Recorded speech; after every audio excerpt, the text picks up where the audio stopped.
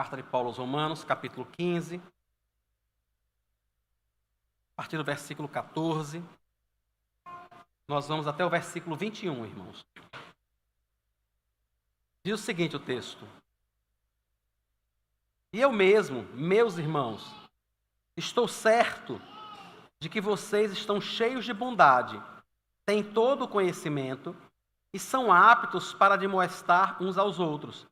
Entretanto, eu lhes escrevi, em parte mais ousadamente, como para fazer com que vocês se lembrem disso outra vez, por causa da graça que me foi dada por Deus, para que eu seja ministro de Cristo Jesus entre os gentios, no sagrado encargo de anunciar o Evangelho de Deus, de modo que a oferta deles seja aceitável, uma vez santificada pelo Espírito Santo. Tenho, pois, motivo de gloriar-me em Cristo Jesus nas coisas concernentes a Deus, porque não ousarei falar sobre coisa alguma, a não ser sobre aquelas que Cristo fez por mim, por meio de mim, para conduzir os gentios à obediência, por palavras e por obras, por força de sinais e prodígios, pelo poder do Espírito de Deus. Assim, desde Jerusalém e arredores até o Ilírico, tenho divulgado o Evangelho de Cristo, esforçando-me deste modo por pregar o Evangelho, não onde Cristo já foi anunciado, para não edificar sobre alicerce alheio. Pelo contrário, como está escrito, aqueles que não tiveram notícia dele o verão, e os que nada tinham ouvido a respeito dele o entenderão. Amém. Desde alguns sermões já, irmãos, desde o começo do capítulo 14, e nós fomos assim por um bom pedaço, até a primeira parte do capítulo 15, Paulo faz muitas observações, muitos pedidos aos irmãos da igreja de Roma, irmãos que ele não conhecia ainda. O apóstolo Paulo ainda não conhecia aqueles irmãos, mas ele escreve a eles com muito cuidado, com muito carinho. E eu queria que a gente entendesse que o modo como Paulo escreve, o objetivo dele, irmãos, não é maltratar os irmãos, o objetivo deles não é afligir, o objetivo deles não é causar confusão aos irmãos, não é pressionar, não é constranger, de jeito nenhum. Ele ama aqueles irmãos e os ama profundamente, mesmo não os conhecendo. O que Paulo faz no texto todo da carta de Paulo aos Romanos é falar àqueles irmãos como alguém preocupado com a alma deles, como alguém preocupado com o modo como eles servem a Deus. É por isso que ele fala tudo que nós vimos desde o comecinho da carta. Ele chega no capítulo 13, e ele discute, por exemplo, o respeito às autoridades. E ele não está fazendo isso para se beneficiar de alguma forma, para dizer assim, olha, eu sou autoridade, então me ouça. Então me respeite. Tudo que Paulo está fazendo aqui é demonstração de cuidado mesmo. E no capítulo 14, a partir do comecinho do capítulo 14, ele trata de um assunto bem delicado, Ele diz, olha, irmãos, tem muitos costumes entre nós que não são pecaminosos, não desagradam a Deus, são questões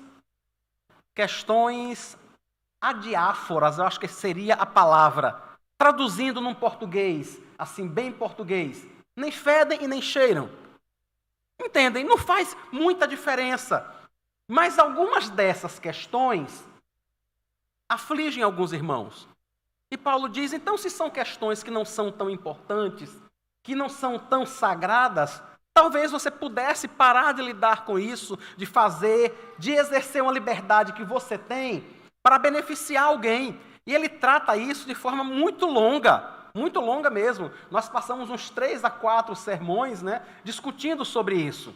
Agora, depois de tratar sobre esse tema, ele então diz para aqueles irmãos algo que ele pensa deles. Está aí no versículo 14. Ele diz, e eu mesmo, meus irmãos, percebam que ele está chamando aquelas pessoas de irmãos dele. Ele não está se colocando em nenhum momento acima deles. Ele diz, vocês são meus irmãos, pessoas iguais a mim, eu estou na mesma luta que vocês.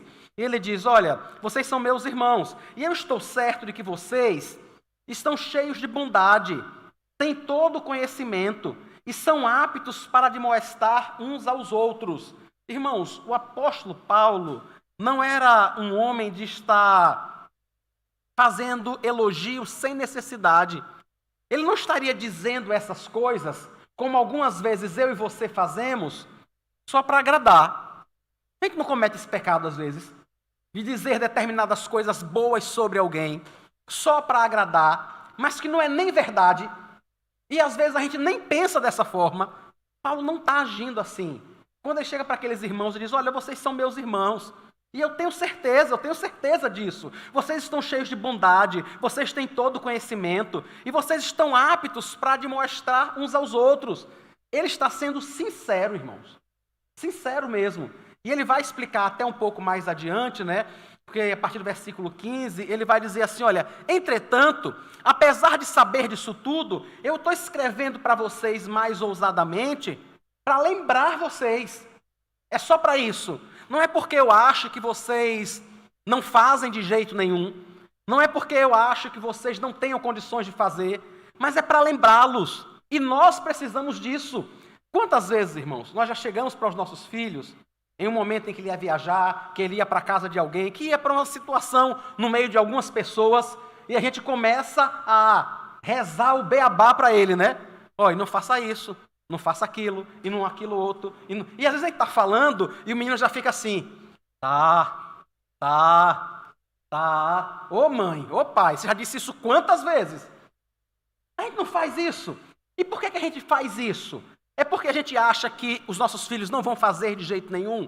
É porque a gente acha que eles têm dificuldade em entender? Não! É porque nós os amamos, e sim, eles precisam ser lembrados. É o que Paulo está fazendo. Paulo está dizendo, irmãos, eu disse tudo isso que falei até aqui, não é porque eu acho que vocês vivem falhando o tempo todo, não é porque eu acho que vocês não servem a Deus de forma adequada, é porque é importante lembrar isso a vocês. É muito importante, irmãos, estarmos constantemente lembrando uns aos outros o modo adequado de servir a Deus. Isso funciona mais ou menos como a gente dirigindo na estrada, por melhor que seja a estrada, por mais alinhado e balanceado que esteja o nosso carro, por mais que você coloque no piloto automático, você consegue simplesmente não tocar no volante? Ninguém faz isso. Vai acontecer alguma coisa, o carro vai sair da pista, vai passar para a contramão, vai bater em alguma coisa. Por mais que a pista esteja boa, por mais que o carro esteja alinhado, que esteja balanceado, que esteja tudo bem, a gente fica com a mão no volante o tempo todo, sempre dando uma corrigida, sempre dando uma ajustada, para que ele ande no caminho certo. É isso que Paulo está fazendo. Ele não está, irmãos, eu queria dizer isso mais uma vez, ele não está tentando afligir aqueles irmãos. O que ele está dizendo é, eu os amo, eu tenho cuidado com vocês. E é por isso que eu estou escrevendo dessa forma, que eu estou escrevendo para lembrar a vocês disso. Mas entendam uma coisa, eu tenho certeza de que vocês têm conhecimento. Eu tenho certeza de que vocês são pessoas boas. Eu tenho certeza de que vocês têm condições de admoestar um ao outro. A palavra que é usada aqui, né, que é traduzida por admoestar, é uma das palavras que nós mais usamos em aconselhamento, né? A ideia aqui é de você aconselhar alguém, de você falar, ajudar alguém, falando, conversando, confrontando, exortando, ajudar alguém a viver no caminho certo, a ser um melhor discípulo de Cristo. Como nós fazemos com pessoas que nós amamos. Constantemente nós ajudamos essas pessoas a atingirem o alvo, a fazer a coisa certa. O que Paulo está dizendo é, irmãos, eu acho que vocês têm condições de fazer isso. Vocês têm condições de aconselhar uns aos outros. Vocês não precisam ter feito um curso de aconselhamento bíblico, vocês não precisam ter feito uma especialização, um mestrado, ou seja lá o que for. O que vocês precisam é ser crentes, serem meus irmãos. E ele disse, vocês já são. Ele começa chamando a todos eles de irmãos. Vocês já são meus irmãos. Vocês estão preparados. Vocês estão aptos para aconselhar uns aos outros. Talvez, falando assim, você fique pensando, e será que eu estou mesmo? Será que eu realmente estou apto a aconselhar os meus irmãos? Irmãos, a maioria de nós que estamos aqui conhecemos qual é a vontade de Deus para a nossa vida. Pode ser que a gente tenha alguma dúvida sobre como era que interagia as duas naturezas de Cristo enquanto ele estava aqui no mundo. Talvez a gente tenha alguma dúvida sobre isso. Pode ser que talvez a gente tenha alguma dúvida. O que é que vai acontecer no momento exato do arrebatamento? Será que aquela música antiga que a gente cantava, o mercado está vazio, o seu trabalho já parou, do martelo dos obreiros o barulho já cessou? Será que vai ser mais ou menos daquela forma? Tudo bem que eu e você tenhamos dúvidas com relação a tais questões doutrinárias, mas o modo de servir e agradar a Deus, eu e você sabemos, irmãos. Talvez eu e você não consigamos em algum momento citar os 10 mandamentos de cós salteado. Talvez se alguém chegar para você e dizer assim, me diga qual é o 8º mandamento, qual é o 2º, qual é o 7º, qual é o 10º, qual é o 1º. Talvez a gente não saiba isso dessa forma, mas nós sabemos qual é a vontade de Deus. Sabemos se não eram só os irmãos de Roma, não. Eu e você também sabemos. E o que Paulo está dizendo, disse para os irmãos de Roma, e o Espírito Santo está falando para nós hoje, é que nós precisamos fazer isso. Nós estamos preparados. Irmãos, quantos sermões a gente já ouviu? Diga, quantos sermões? Só aqui nessa igreja, no tempo que eu estou aqui, já vai fazer 8 anos em dezembro. Só de Romanos, nós já passamos de 40 sermões. Só da carta de Paulo aos Romanos. Quanto a gente já ouviu toda a vida? O primeiro culto que eu fui foi 22 de março de 1984. Quantos sermões eu já ouvi de lá para cá? Quanto eu já ouvi sobre a palavra de Deus, eu e você? Então sim, nós estamos habilitados, nós estamos preparados para isso. O que é que falta? Fazer. O que falta é falar. O que falta é abrir a boca e ajudar o outro, aconselhar o outro, ao invés de, em algum momento, apoiar um comportamento que não agrade a Deus. Então nós precisamos, irmãos, na realidade, verificar isso que está acontecendo. É uma questão menor?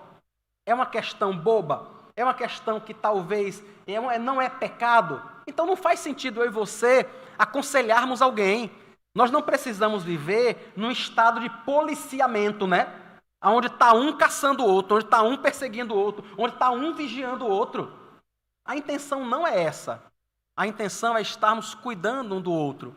Há algo que é pecaminoso, há algo que tem afetado a vida do irmão, que ele tem desagradado a Deus quanto a isso, a gente precisa aconselhar. É isso que Paulo está dizendo. Você está apto para isso, você está cheio de bondade, você tem conhecimento, você tem condições de fazer isso. Aconselhe, chegue perto dessa pessoa e converse com ela. Irmãos, é muito mais fácil para você que é amigo fazer do que para outra pessoa.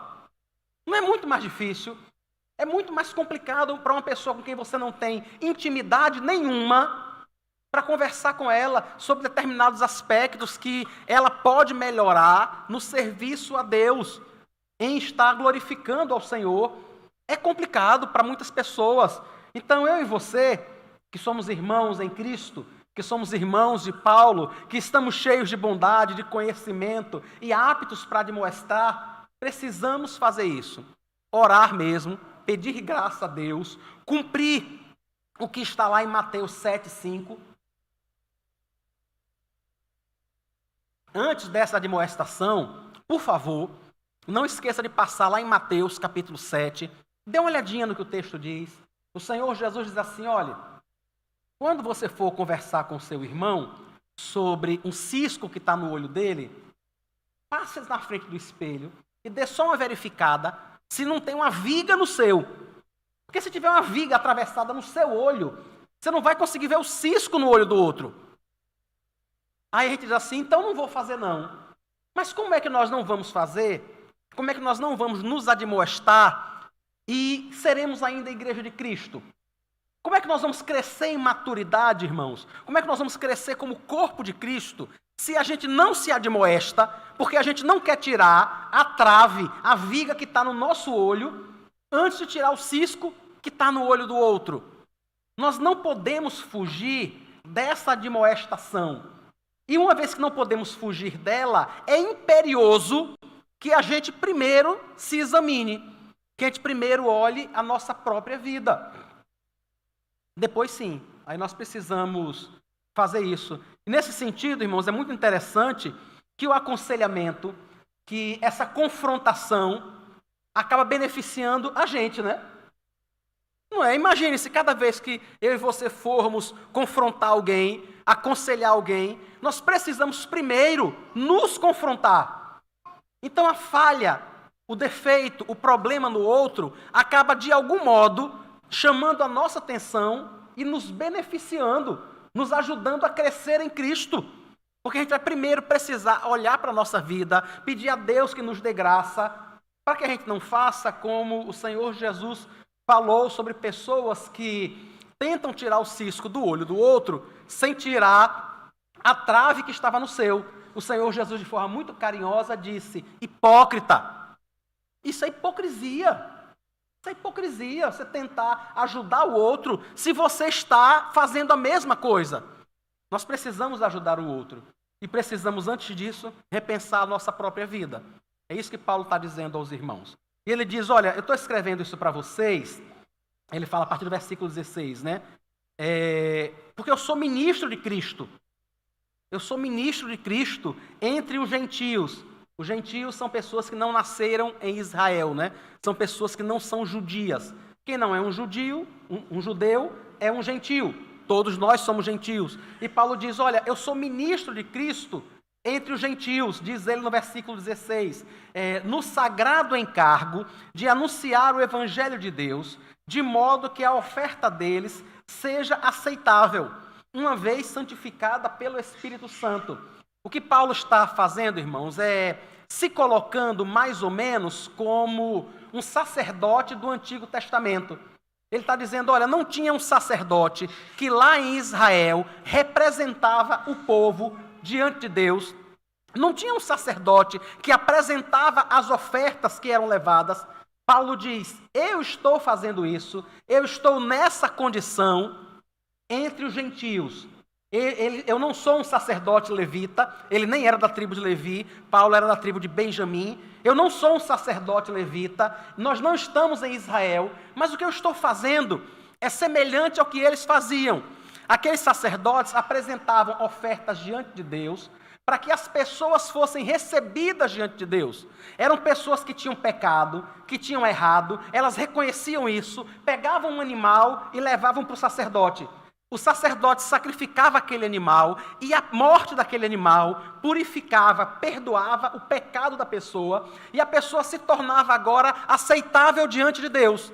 Paulo está dizendo, é nesta posição que eu estou colocado diante de vocês.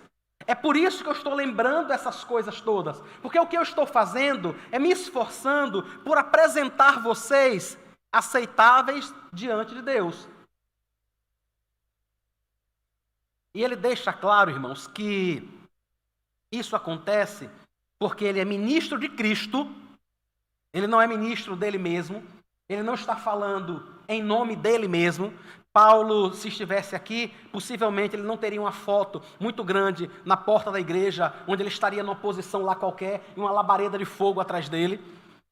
Ele está deixando claro, eu não sou ministro de mim mesmo, eu não estou buscando nenhum tipo de glória para mim.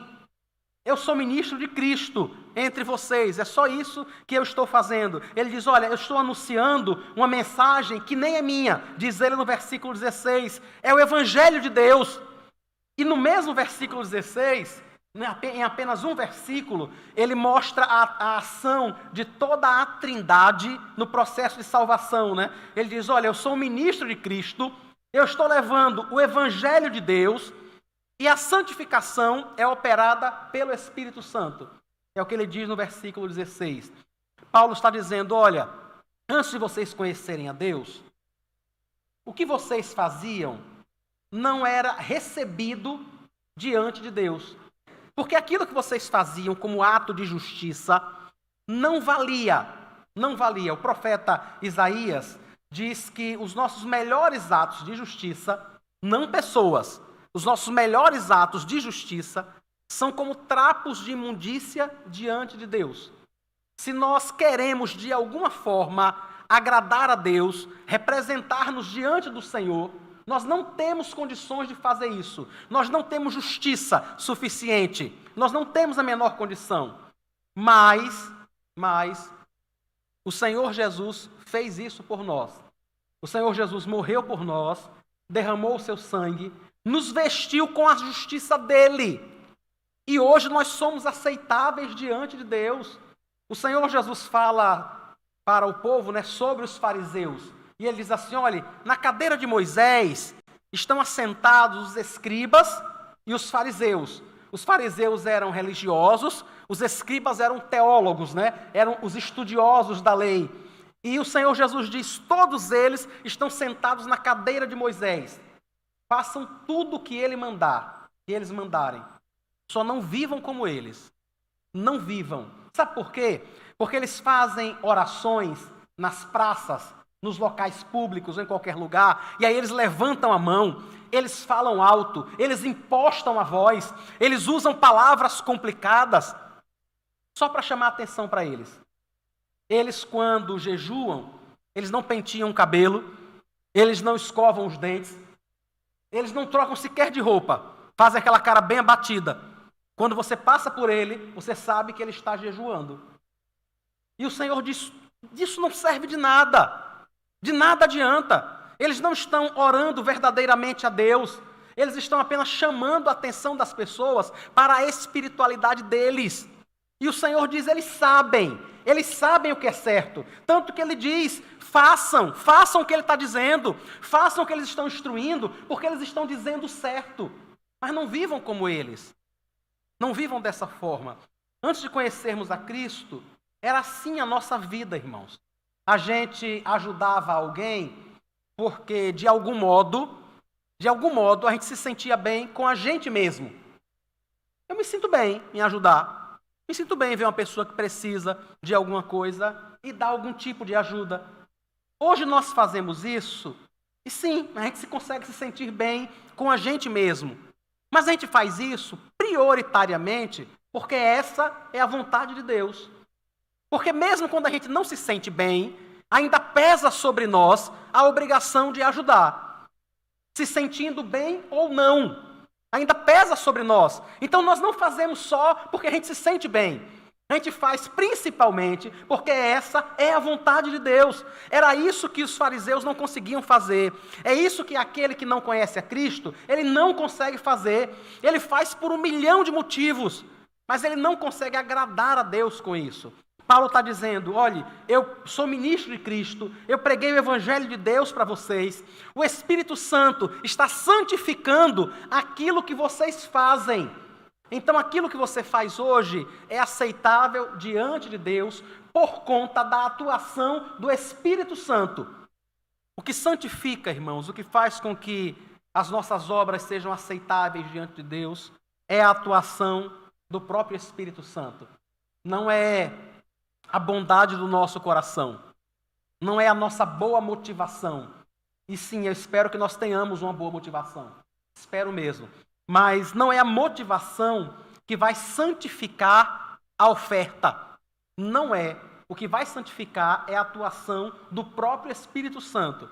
Então Paulo continua no versículo 17, ele diz, olha, eu tenho motivo de me gloriar em Cristo Jesus nas coisas concernentes a Deus. A ideia de se gloriar aqui é de exultar, é de agradecer a Deus. É como você, por exemplo, você forma seus filhos, você casa seus filhos, e naquele momento você se gloria, você exulta, você se alegra, você diz assim, rapaz, eu cumpri meu papel.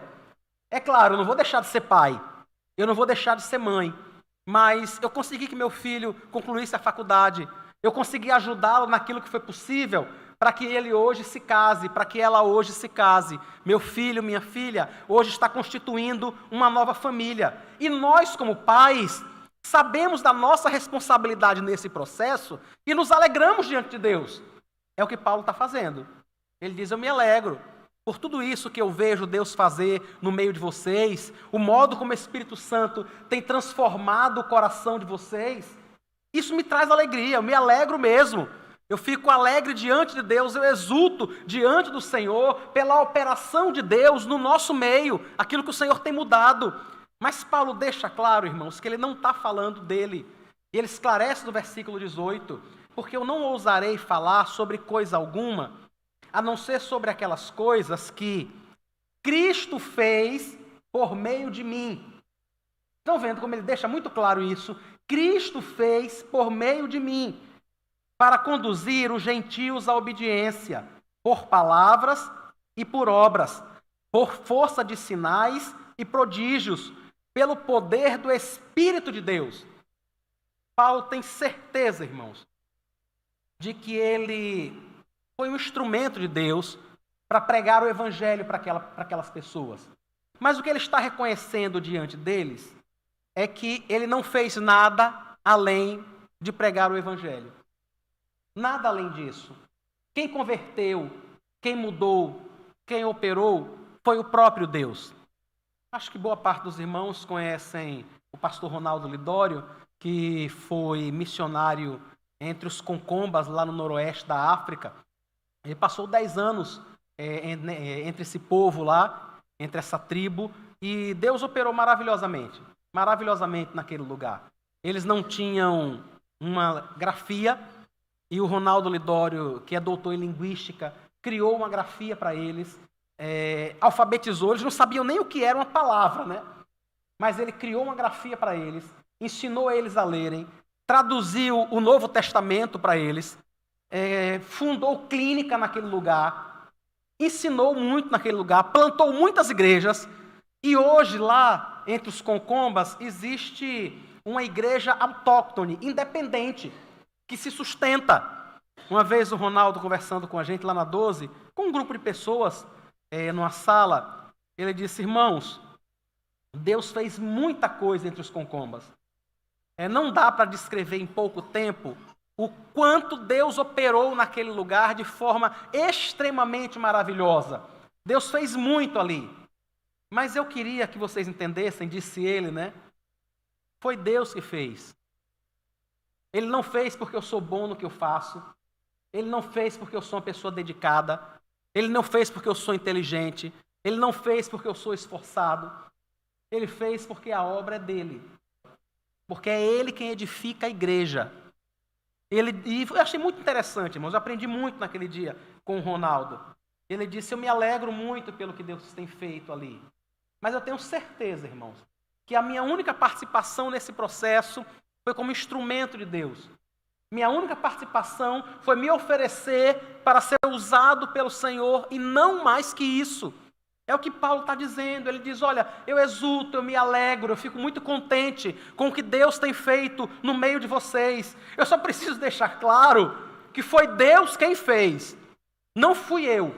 Irmãos, olhe que Paulo fez muita coisa.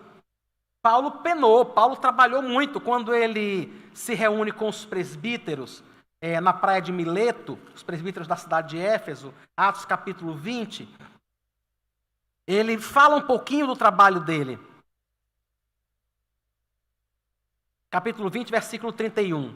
Ele diz assim: portanto, vigiem, lembrando que durante 3 anos, noite e dia, não cessei de admoestar, com lágrimas, cada um de vocês.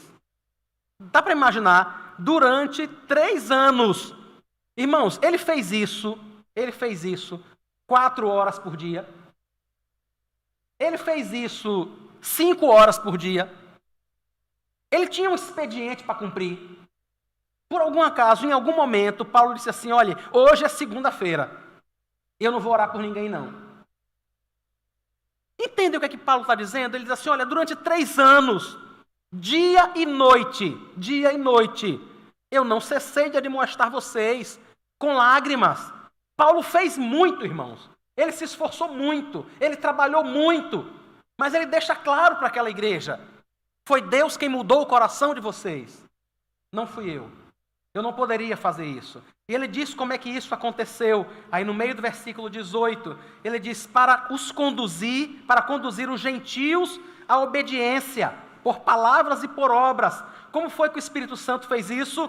Por sinais, por força de sinais e prodígios, pelo poder do Espírito de Deus. Foi o próprio Deus, irmãos, quem converteu cada um daqueles irmãos. Foi o próprio Deus quem edificou aquela igreja. É Deus quem tem edificado essa igreja, irmãos. É Deus que tem edificado cada um de nós.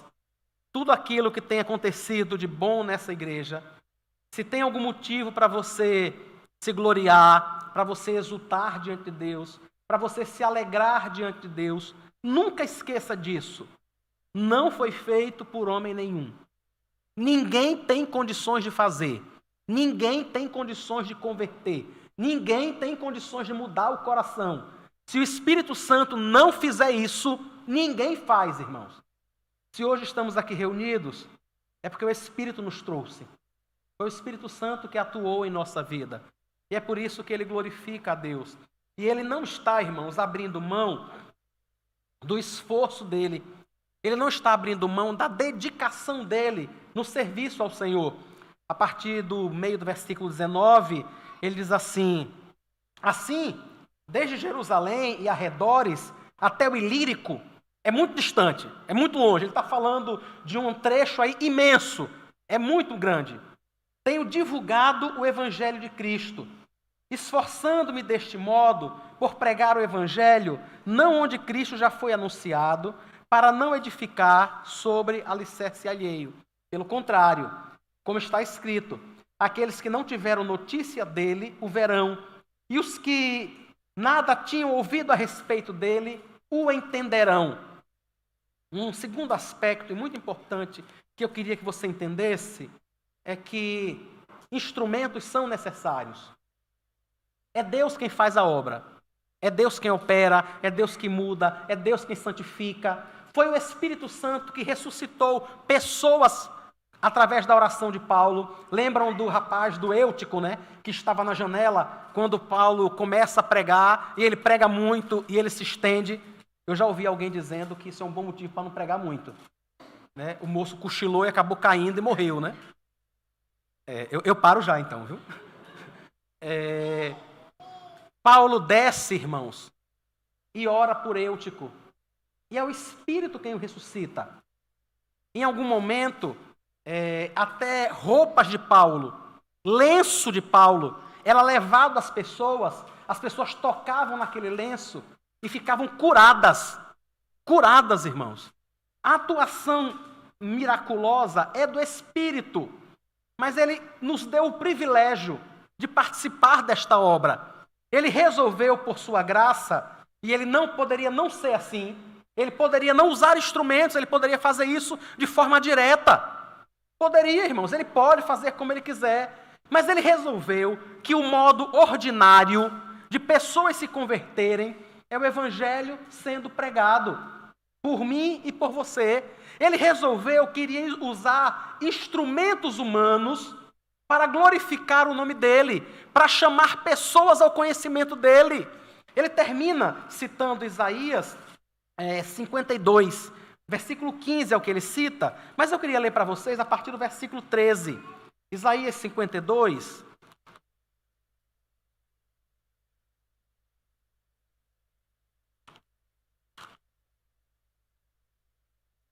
A partir do versículo 13, ele diz assim: eis que o meu servo procederá com prudência. Ele está falando de Cristo, né? Será exaltado e elevado, e será muito sublime. Como muitos pasmaram à vista dele, pois o seu aspecto estava tão desfigurado, mais do que outro qualquer, e a sua aparência mais do que a dos outros filhos dos homens. Assim causará admiração às nações, e os reis fecharão a sua boca por causa dele, porque verão aquilo que não lhes foi anunciado, e entenderão aquilo que não tinham ouvido. Paulo está dizendo, irmãos, Deus tem feito tudo isso através de mim. Deus tem usado pessoas. Deus tem usado o apóstolo Paulo. Ele disse aos presbíteros da cidade de Éfeso, durante 3 anos, noite e dia, eu não cessei de admoestar vocês, com lágrimas muitas vezes. Eu não parei de insistir, eu não parei de telefonar, eu não parei de mandar mensagem do WhatsApp, eu não parei de lhe visitar. Durante 3 anos, eu estive o tempo todo buscando vocês. Era Deus quem poderia mudar o coração? Somente Deus. Mas Paulo planejou, ele se esforçou, aquilo que dependia dele, ele fez. Ele disse, olha, há regiões onde outras pessoas já estão pregando o evangelho. Eu não vou lá, eu não preciso ir lá, porque eu não estou construindo um nome para mim. Não é isso que eu estou fazendo. Eu não estou construindo uma igreja para dizer assim, olha, essa foi plantada por Paulo. Não era esse o objetivo dele. O objetivo dele é que pessoas se convertam, é que essas pessoas sejam aceitas diante de Deus. E se já tem gente pregando em determinado lugar, eu vou para outro. Não tem problema não. Tem gente pregando já aqui, anunciando o evangelho, eu vou para outro, eu não preciso pregar junto com essa pessoa. Alguém já está suprindo isso. E aí ele diz, olha, eu preciso levar o evangelho a pessoas que ainda não ouviram falar dele. É por isso que ele cita Isaías. Ele diz, irmãos, eu me sinto como instrumento de Deus para o cumprimento daquilo que está lá em Isaías. Nós vimos o Senhor Jesus desfigurado na cruz do Calvário, sangrando, morrendo, em fragilidade, em fraqueza. E Paulo diz, agora eu preciso anunciar que ele não está mais pregado lá, que ele morreu, mas ele ressuscitou, que ele tem poder, que ele não apenas ressuscitou a ele mesmo, mas ele tem ressuscitado pessoas, ele tem transformado pessoas, ele tem convertido pessoas. Paulo diz, é isso que eu quero fazer, é isso que eu preciso fazer. Nós estamos em uma condição semelhante, irmãos. Eu queria convidar você a servir ao Senhor com tudo aquilo que você puder, tornando Cristo conhecido de todas as formas. Nós vivemos numa cultura onde as pessoas não conhecem a Cristo. Elas se sentem cristianizadas, né? Mas não pelo Cristo revelado na Escritura. Não pelo Cristo que está revelado na Escritura, mas uma caricatura que é pintada em programas de rádio, de televisão, por pessoas que estão buscando glória para elas mesmas. E eu e você temos a obrigação diante de Deus de tornar Cristo conhecido. A maioria das vezes, quando nós falamos sobre serviço a Deus, sobre servir ao Senhor, a maioria das vezes as pessoas pensam em fazer isso num ambiente de igreja, de culto.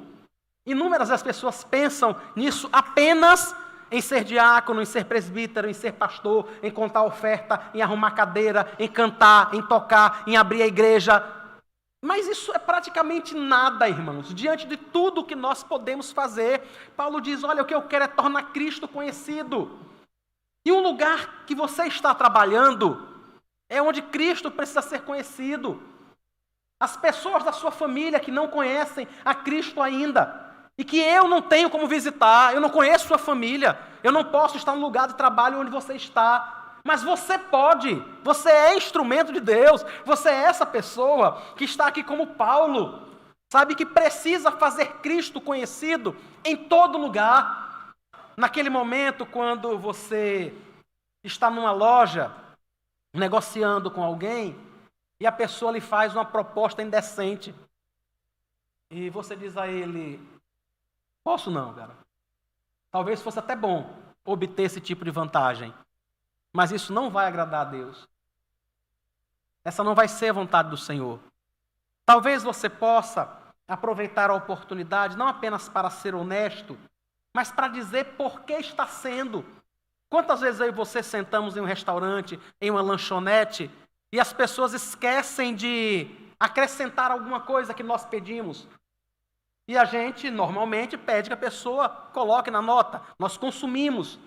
E a gente poderia aproveitar a oportunidade e deixar claro para aquelas pessoas que nós fazemos isso não apenas porque somos honestos, mas porque somos instrumentos de Deus, porque nós somos ministros de Cristo. E o nosso objetivo ali não é apenas ser honesto, não é apenas não dar prejuízo à loja. O nosso objetivo é tornar Cristo conhecido. Talvez aquele garçom, talvez aquela pessoa que nos atendeu, não conheça Cristo, mas vai ter esta oportunidade. Talvez você tenha a oportunidade de, quando está em um lugar desse, quando o garçom vier servir a comida, chame ele para orar com você. Diga aí, para aqui um minutinho, nós vamos agradecer aqui a Deus. Agradecer ao Senhor porque Ele tem providenciado o alimento para nós. Porque o nosso objetivo é tornar Cristo conhecido. E não é aqui na igreja, irmãos. Entendem? Aqui é muito pouco, muito pouco. Todo mundo aqui conhece a Cristo. Mas não nos lugares onde estaremos amanhã. Amanhã de manhã todo mundo vai levantar cedo, e se não vai, deveria. Não é? Porque o quarto mandamento ele fala para descansar um dia. E os outros? Trabalhar, viu? Não é o que o mandamento diz? Então amanhã todo mundo vai levantar cedo e precisa apresentar a Cristo, aonde quer que esteja, em todos os lugares possíveis. Precisa parar e ajudar as pessoas a entenderem que nós não somos apenas educados, nós não somos pessoas éticas apenas, nós somos ministros de Cristo. É isso que nós somos. Nós somos ministros do Senhor, tentando fazer Ele ser conhecido para todo mundo, no trabalho, na escola, na faculdade, e seja lá aonde a gente estiver. É isso que Paulo está dizendo. Eu preciso torná-lo conhecido, porque tem muita gente andando com um crucifixo, com Jesus de braços abertos, mas que não ora, que não sabe sequer que Ele desceu daquela cruz, que Ele foi sepultado e que Ele ressuscitou, e que agora está sentado à destra de Deus, e que um dia voltará para julgar a todos. Eu e você precisamos fazer isso, irmãos.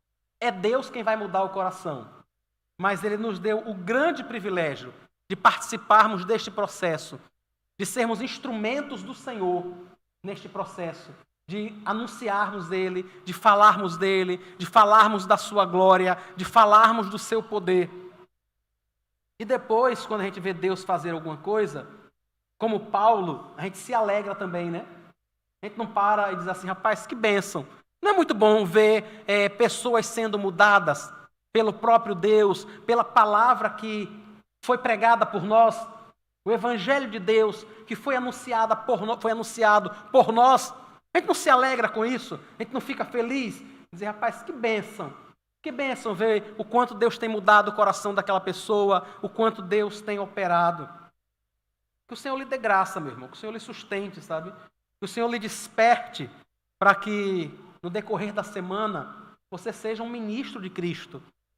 Para que você seja um ministro mesmo, que as pessoas olhem para você e saibam que você não é só uma pessoa educada, não é só uma pessoa gentil. Você é ministro de Cristo.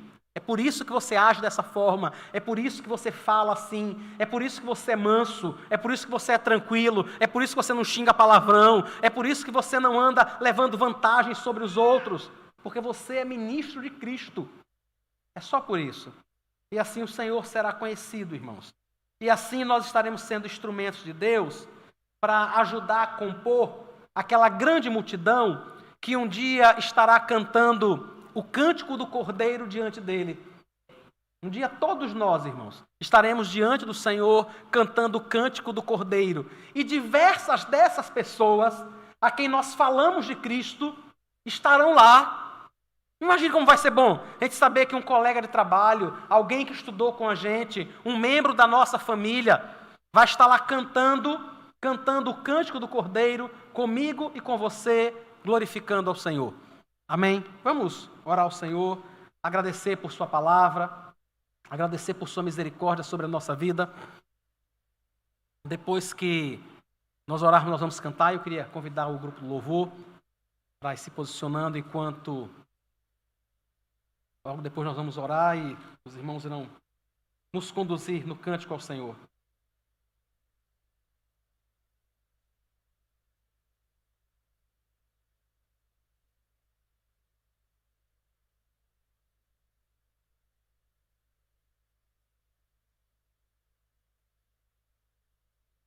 Vamos orar, irmãos. Senhor Jesus, louvado e engrandecido seja o Teu santo nome, para todos, sempre, sempre. Muito obrigado, Pai, porque é o Senhor que tem nos capacitado a orientarmos, a exortarmos, a aconselharmos uns aos outros. Muito obrigado. Obrigado também pelo imenso privilégio que o Senhor nos dá de participarmos deste processo de pregação da Tua palavra, de tornar o Senhor Jesus conhecido em todos os lugares, em todos os povos, em qualquer lugar onde nós estejamos. Deus, no nome de Jesus, nos conceda a Tua graça, para que nós possamos viver esta semana como ministros de Cristo, como pessoas que estão alegres por anunciar a Tua palavra, desejosas de tornar o Senhor conhecido, enquanto o Senhor mesmo converte, muda corações e opera maravilhas, opera sinais, opera milagres. Muito obrigado, Deus. Obrigado por tão grande privilégio. Nós te oramos agradecidos no nome de Jesus. Amém.